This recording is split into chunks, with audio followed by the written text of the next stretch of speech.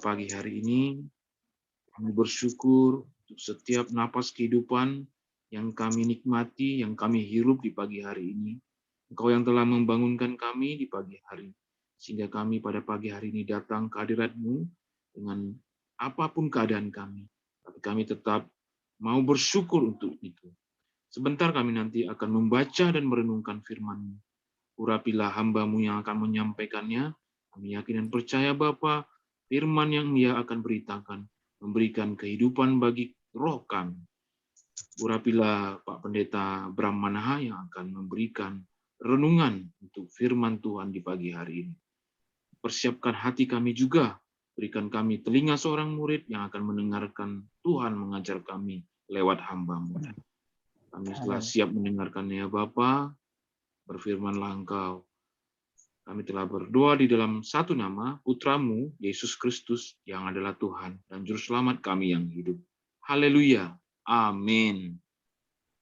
Baik Bapak Ibu, kita akan membaca firman Tuhan, Alkitab. Silakan Bram. Baik, peringatan untuk menguduskan hari Sabat.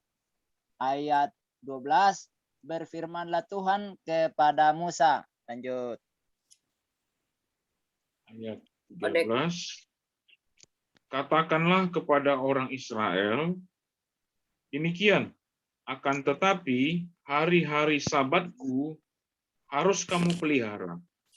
Sebab itulah peringatan antara aku dan kamu, turun-temurun, sehingga kamu mengetahui bahwa akulah Tuhan yang menguduskan kamu. Resti. 14. Haruslah kamu memelihara hari Sabat, sebab itulah hari kudus bagimu. Siapa yang melanggar kekudusan hari Sabat itu, pastilah ia dihukum mati, sebab setiap orang yang melakukan pekerjaan pada hari itu, orang itu harus dilenyapkan dari antara bangsanya. Pak Dadang. 16 ya. 15. 15. 6 hari lamanya boleh dilakukan pekerjaan, tetapi pada hari yang ketujuh haruslah ada Sabat, hari perhentian penuh, hari kudus bagi Tuhan. Setiap orang yang melakukan pekerjaan pada hari Sabat, pastilah ia dihukum mati. Ayat 16, maka haruslah orang Israel memelihara hari Sabat dengan merayakan Sabat turun-temurun menjadi perjanjian kekal. Ayat 17, antara aku dan orang Israel, maka inilah suatu peringatan untuk selama-lamanya. Sebab 6 hari lamanya Tuhan menjadikan langit dan bumi, dan pada hari yang ketujuh ia berhenti bekerja untuk beristirahat. Amin. Amin. Demikianlah pembacaan Alkitab pada pagi hari ini. Selanjutnya selama 3 menit, marilah Bapak, Ibu, dan Saudari, kita akan merenungkan firman Tuhan yang kita dengar dan bacakan tadi selama 3 menit. Nanti kita kembali lagi di jam 5:13. Kita akan mendengarkan penyampaian rema dan ulasannya oleh hambanya Pendeta Bram Manaha. Dalam perenungan kita selama 3 menit ini, marilah Bapak Ibu, kita minta pimpinan dan tuntunan Roh Kudus supaya kita semakin mengerti dan memaknai firman Tuhan yang kita renungkan ini. Silakan Bapak, Ibu, dan Saudara.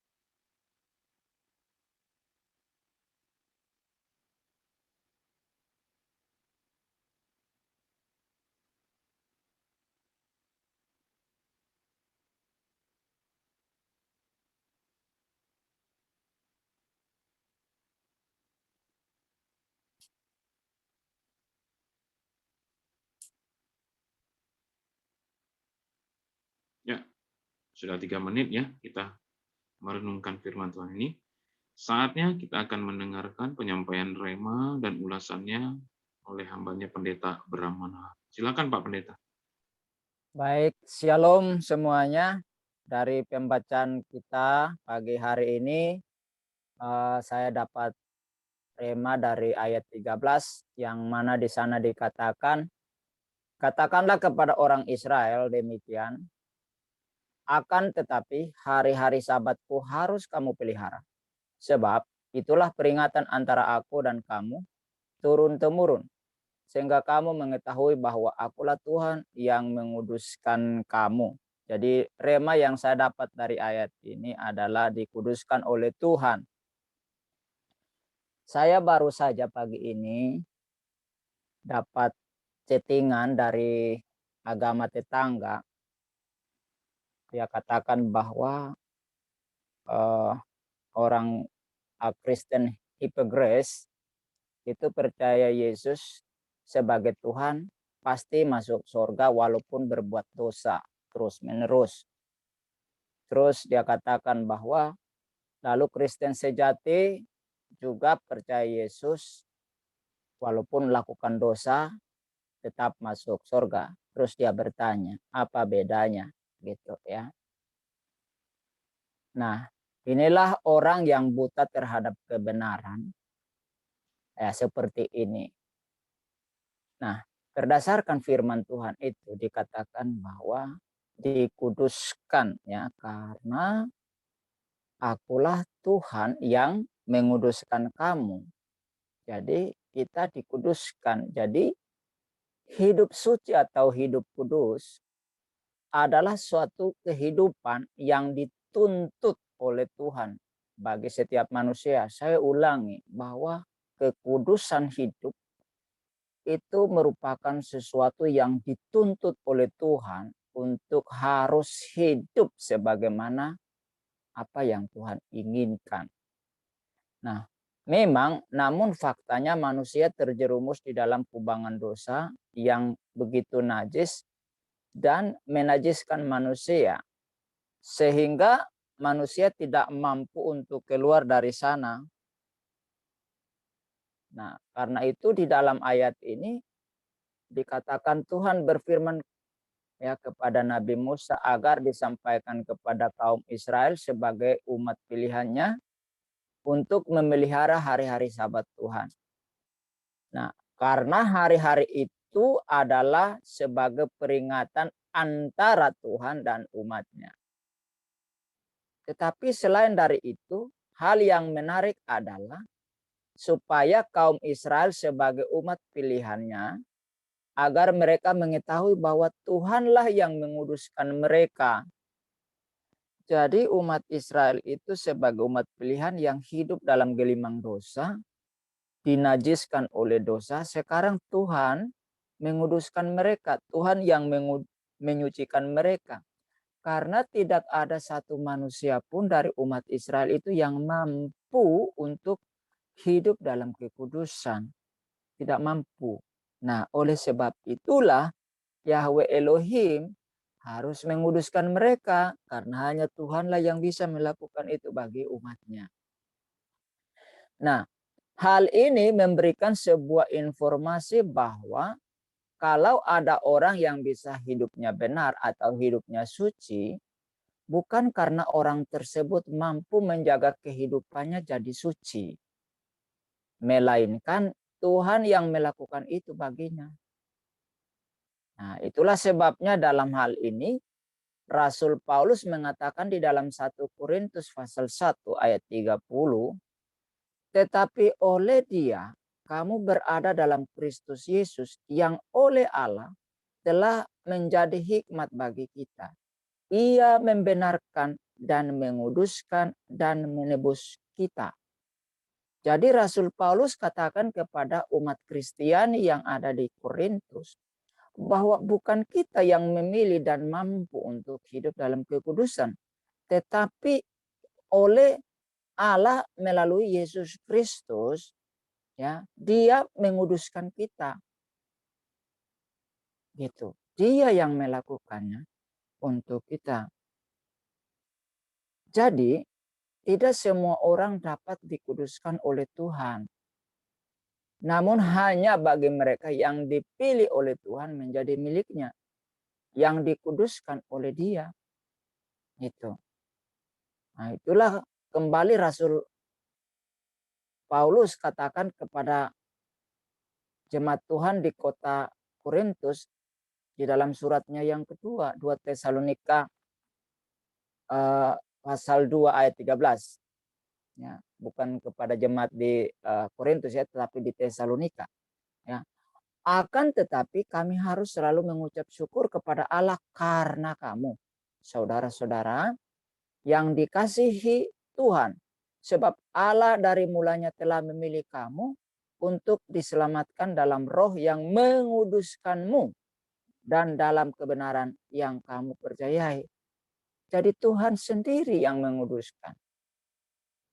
Ya, Tuhan memilih lalu menguduskan mereka di dalam kebenaran.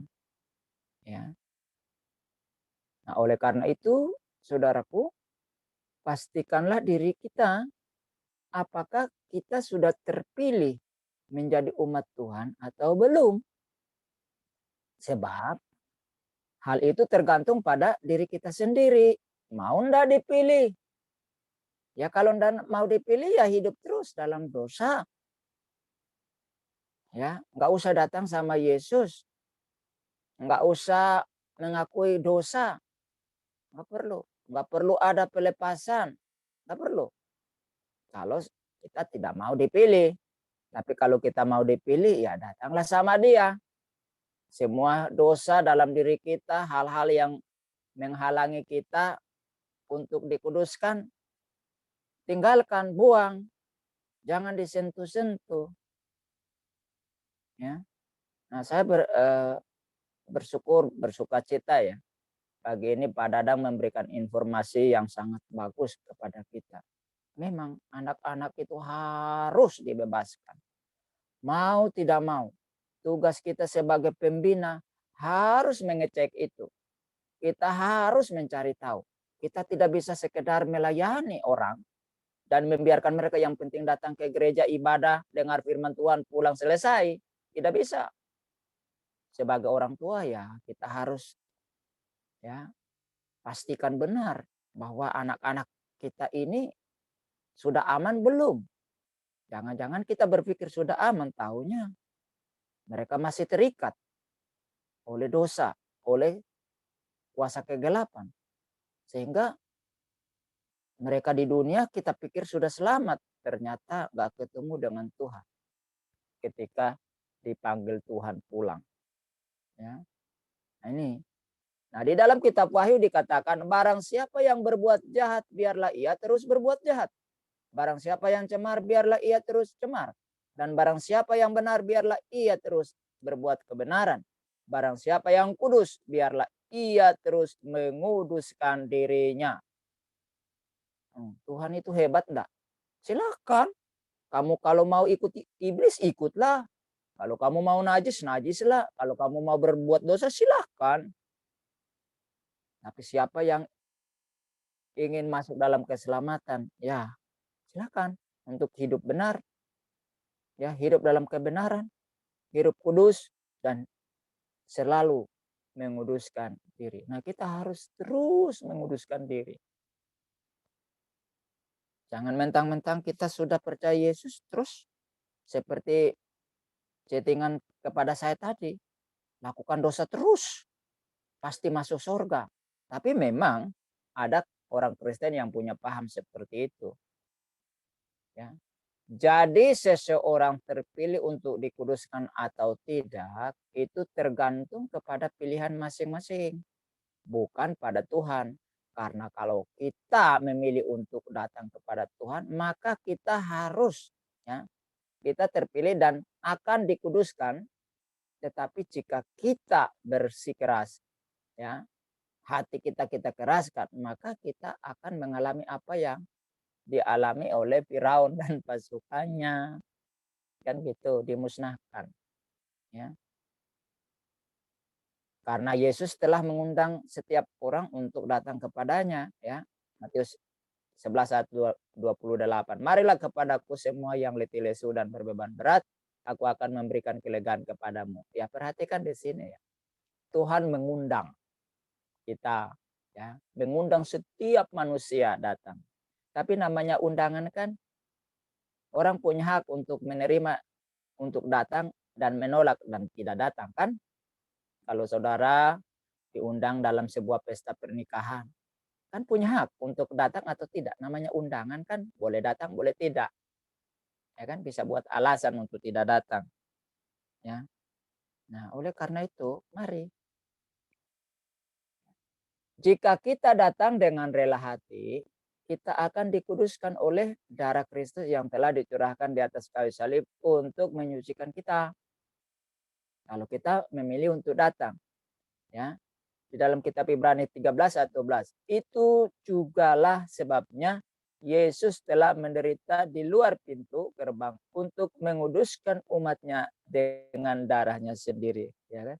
Jadi yang menguduskan kita itu Tuhan dengan darahnya sendiri. Dalam hal ini Rasul Paulus juga menerangkan kepada jemaat Tuhan dengan baik, ya, khususnya jemaat Tuhan yang ada di Efesus, tetapi juga ini akan berlaku untuk kita sebagai umat Tuhan di zaman kini, ya.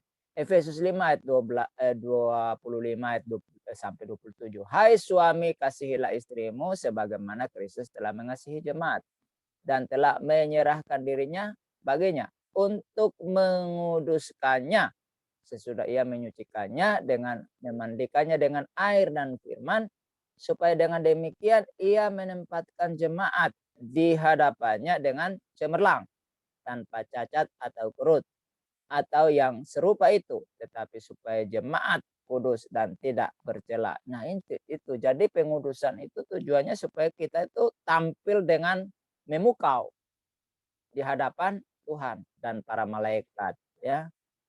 Ya, tampil dengan cemerlang, tanpa cacat atau kerut.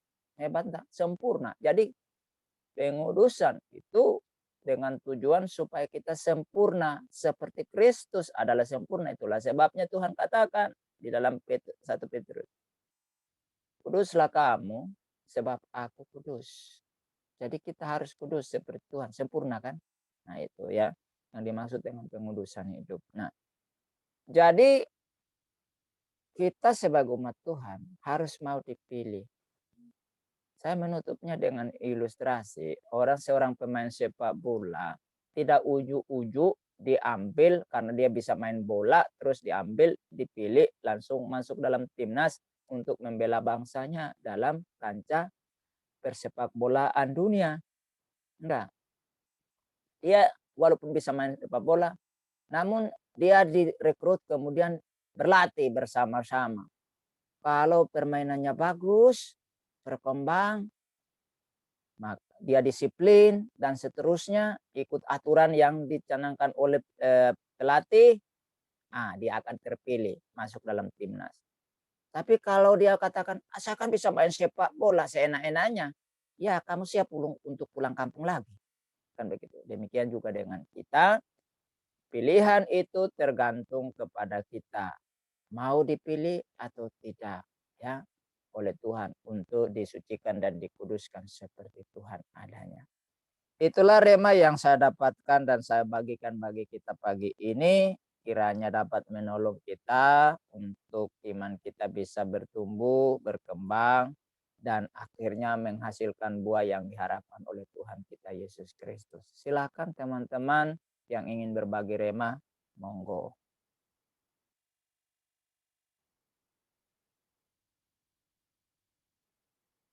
Ya, kita sudah mendapatkan ya penyampaian rema dari hambanya dan juga ulasannya.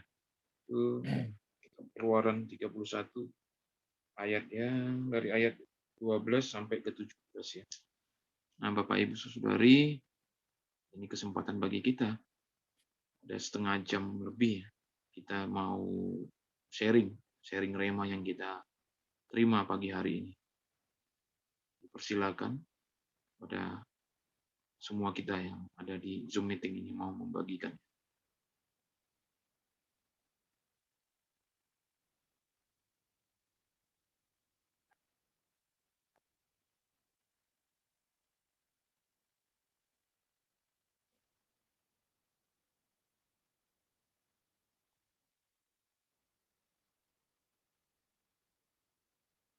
Ini topiknya kan tentang peringatan untuk menguduskan hari Sabat. Tapi sebelum ke rekan-rekan, Bapak Ibu sekalian, saya ada tema yang sempat saya terpikirkan tadi. Ini di ayat yang ke-14. Haruslah kamu pelihara hari Sabat. Sebab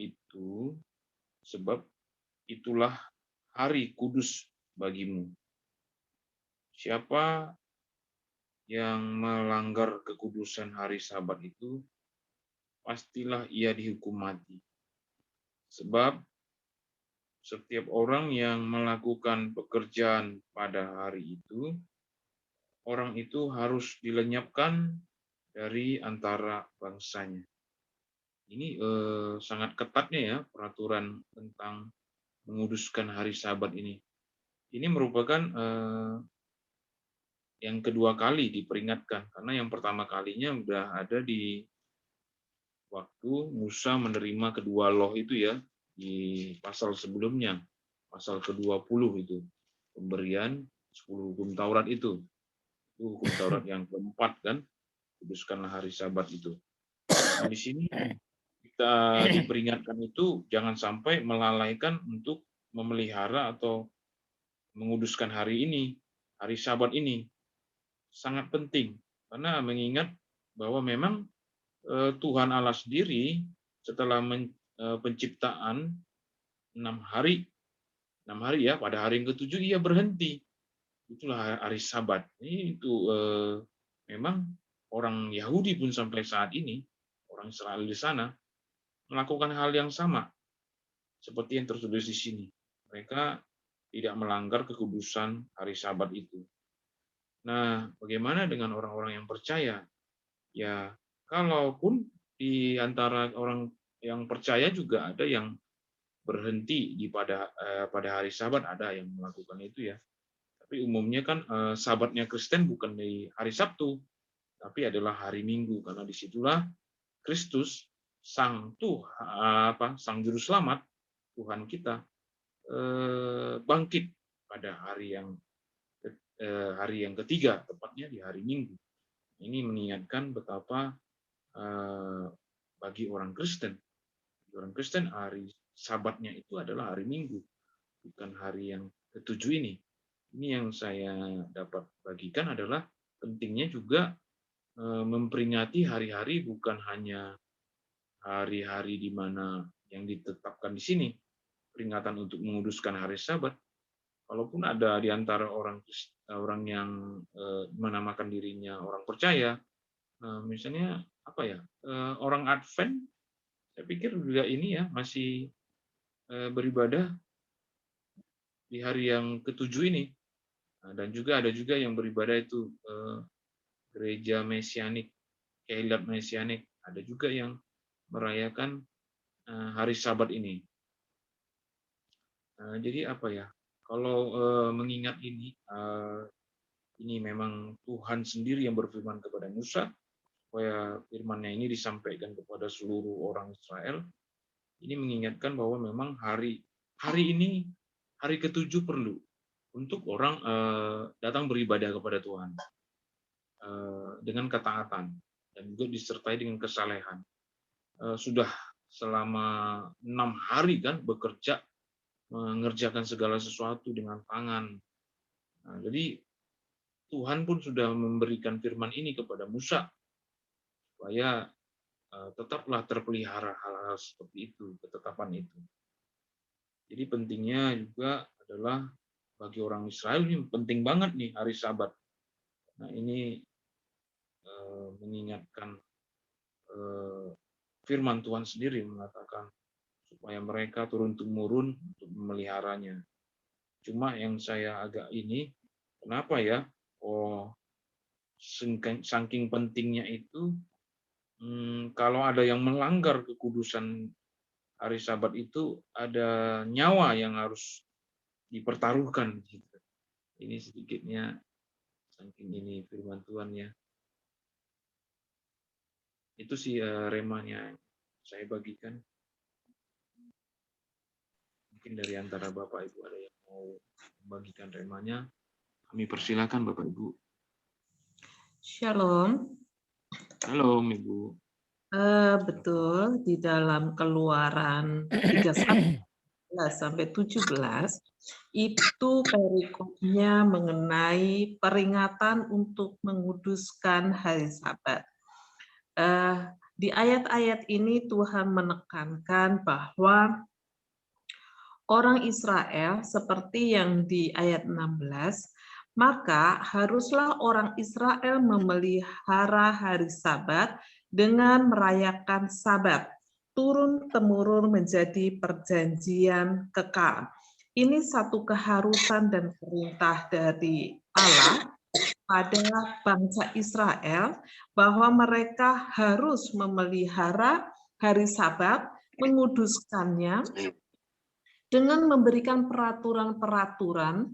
Mereka tidak boleh bekerja, mereka harus beristirahat, mereka harus menguduskan benar-benar hari Sabat ini. Bahkan di ayat 17 kita dapatkan jawabannya kenapa. Menjadi perjanjian kekal antara Allah, antara aku dan orang Israel, maka inilah suatu peringatan bahwa hari Sabat itu merupakan satu peringatan untuk selama-lamanya. Peringatan tentang apa? Di situ dikatakan, sebab 6 hari lamanya Tuhan menjadikan langit dan bumi, dan pada hari yang ketujuh, ia berhenti bekerja untuk beristirahat. Tuhan sudah bekerja. Ini Sabat itu satu peringatan yang diberikan Tuhan kepada umatnya, bahwa Tuhan itu sudah menciptakan langit dan bumi 6 hari lamanya, dan juga dia beristirahat pada hari yang ketujuh. Ini juga satu peringatan bagi umat Israel, bahwa dahulu ketika di Mesir, mereka itu ada di dalam perbudakan. Siang malam mereka bekerja sebagai seorang budak. Dengan pimpinan dan pertolongan Tuhan, mereka keluar dari perbudakan. Dan akhirnya mereka bebas dari perbudakan Mesir. Dan mereka, ini merupakan satu peringatan bahwa Tuhan sudah membebaskan orang Israel dari perbudakan, dan ini waktunya untuk beristirahat, bersekutu antara Allah dan umat Israel. Hari Sabat Allah berhenti menciptakan langit dan bumi, dan umat Israel pada hari itu beristirahat dari pekerjaan mereka, merayakan kebebasan mereka sebagai budak, dan mengambil satu hari khusus untuk beribadah kepada Tuhan. Ini adalah satu komitmen, keharusan bahwa umat Israel harus beribadah kepada Tuhan. Ini satu peringatan juga, kenapa kita harus menguduskan, umat Israel menguduskan hari Sabat, itu merupakan satu kesadaran bahwa mereka adalah milik Allah. Peringatan bahwa umat Israel adalah milik Allah, dan pada hari Sabat mereka harus bersekutu, harus beribadah kepada Allah. Itu satu peringatan. Jadi kenapa di situ orang yang melalaikan hari Sabat itu harus mati? Itu karena apa? Itu berarti mereka menolak bersekutu dengan Allah. Mereka tidak menganggap Allah sebagai satu, menganggap Allah itu penting. Jadi hukumannya adalah mati. Nah, itu juga menandakan bahwa umat Israel itu tidak mau dibebaskan dari perbudakan. Mereka masuk lagi ke dalam perbudakan, dalam pekerjaan-pekerjaan mereka. Nah, itulah kenapa umat Israel itu harus benar-benar menguduskan hari Sabat sebagai pengakuan bahwa mereka adalah milik Allah yang memerlukan waktu untuk bersekutu dengan Allah di hari yang sudah ditentukan oleh Allah.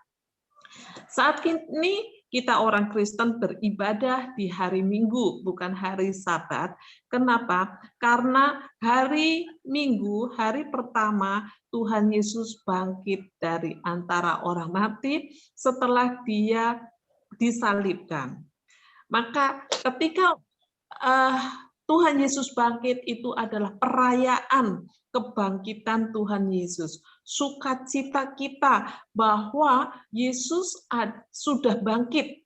Walaupun mati disalib, dia bangkit. Membuktikan dia itu Allah yang sejati. Bangkit dari kematian, memberikan satu kemenangan.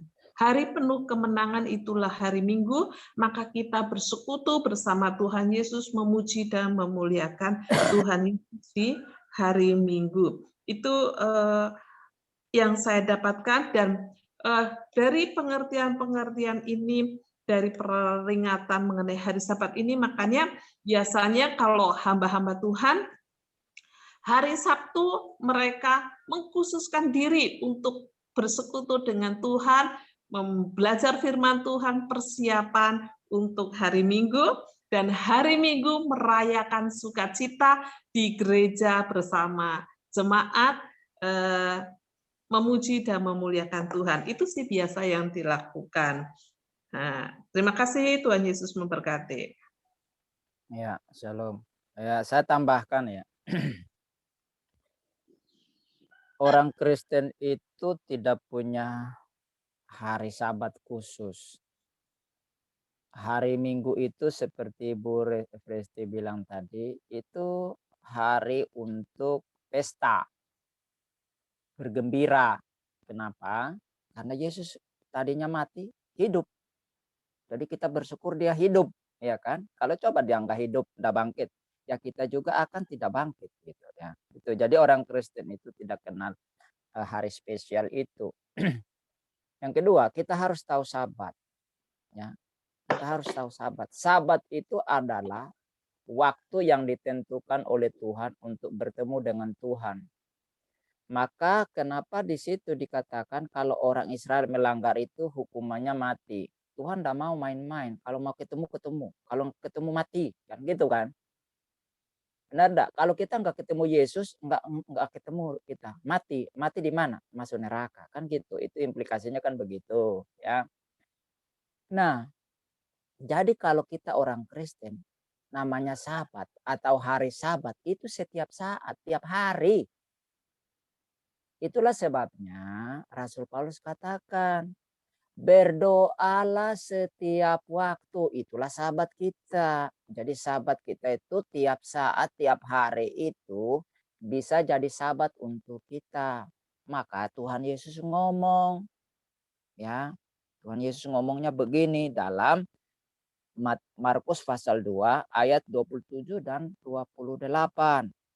Lalu kata Yesus kepada mereka, hari Sabat diadakan untuk manusia dan bukan manusia untuk hari Sabat. Jadi anak manusia adalah juga Tuhan atas hari Sabat.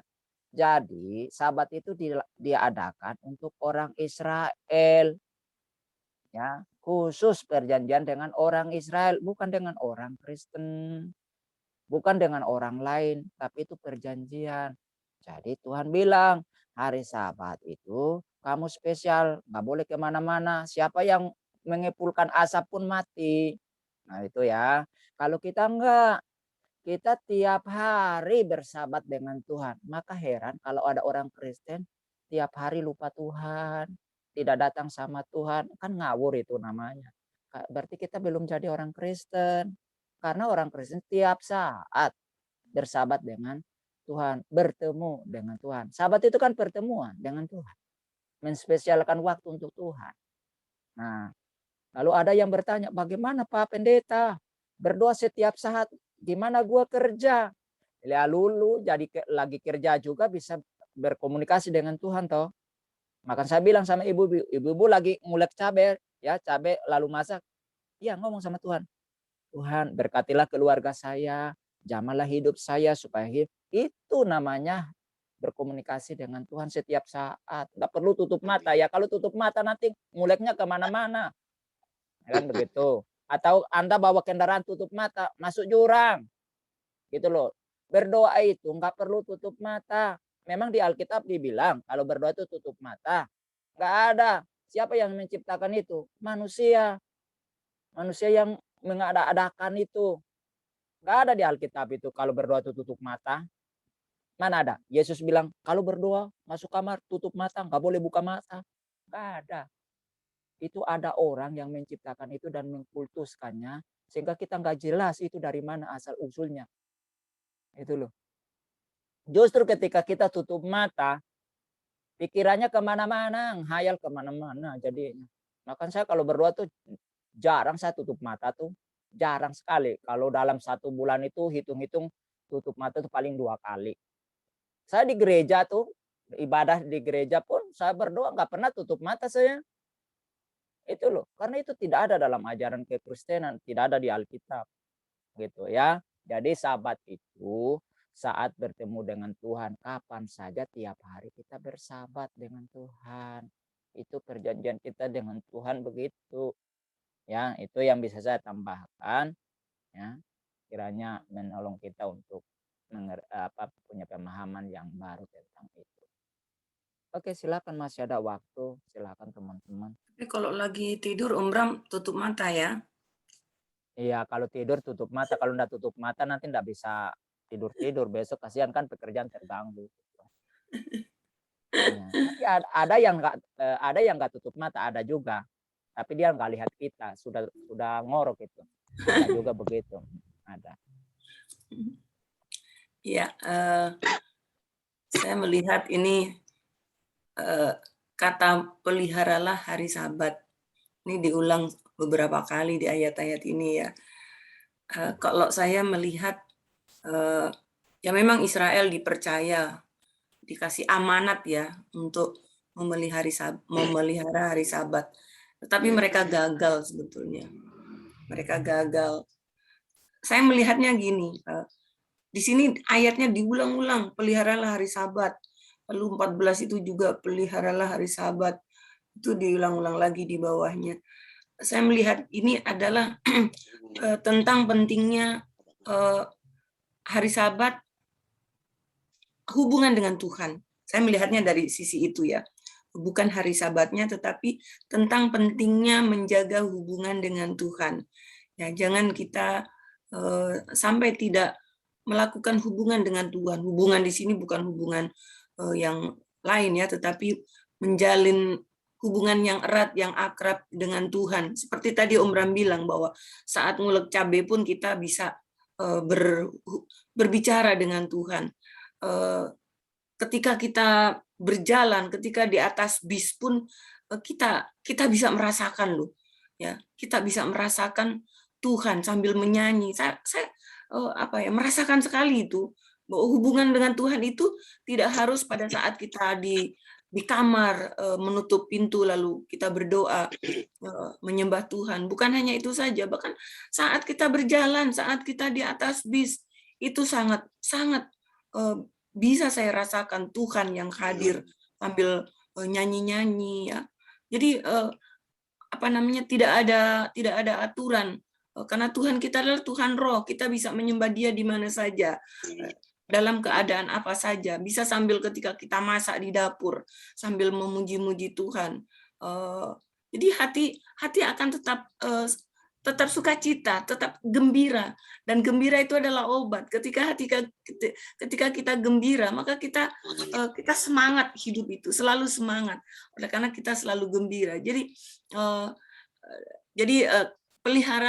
peliharalah hari Sabat. Kalau buat saya, peliharalah hubungan kita dengan Tuhan. Ya, jangan terikat dengan aturan-aturan, tetapi feel free dalam menjalin hubungan dengan Tuhan dimanapun, kapanpun, dalam keadaan apapun. Kita bisa tetap berkomunikasi dengan Tuhan. Bersyukur Tuhan, kita sambil nyanyi-nyanyi aja sambil berjalan. Saya sangat rasakan, karena Tuhan kita ini adalah Tuhan yang spesial, Tuhan kita ini Tuhan yang luar biasa, Tuhan kita ini Tuhan yang hidup, ya, sehingga kita bisa merasakan Dia yang hadir. Jadi kita beruntung punya Tuhan yang hidup, yang tidak yang tidak mengikat kita dengan kamu kalau mau datang kepada Tuhan ini kamu harus gelar sajadah dulu, kamu harus begini caranya, kamu harus cuci muka, harus begini. Tidak ada, tetapi langsung datang kepada Tuhan dimanapun, kapanpun, dalam keadaan apapun. Ini yang saya maknai tentang peliharalah sahabat, peliharalah hubungan dengan Tuhan. Itu dari saya.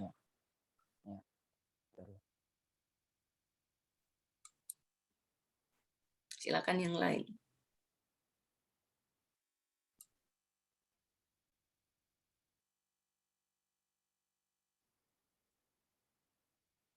Silakan.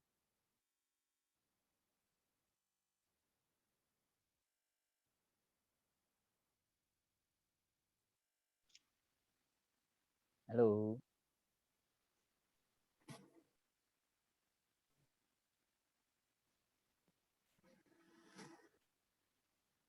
Ada antara kita yang masih Tidak ada, ditutup aja kode. Wah, oke deh. Banyak sudah komplit ya. Kita sudah yakin dan dapat banyak hal yang kita ketahui tentang menguduskan hari Sabat ini ya. Sebagai renungan firman Tuhan pada pagi hari ini sangat memberkati kita di sini dan juga rekan-rekan kita yang menyaksikan siaran kita ini. Baik Bapak Ibu dan Saudari, puji nama Tuhan.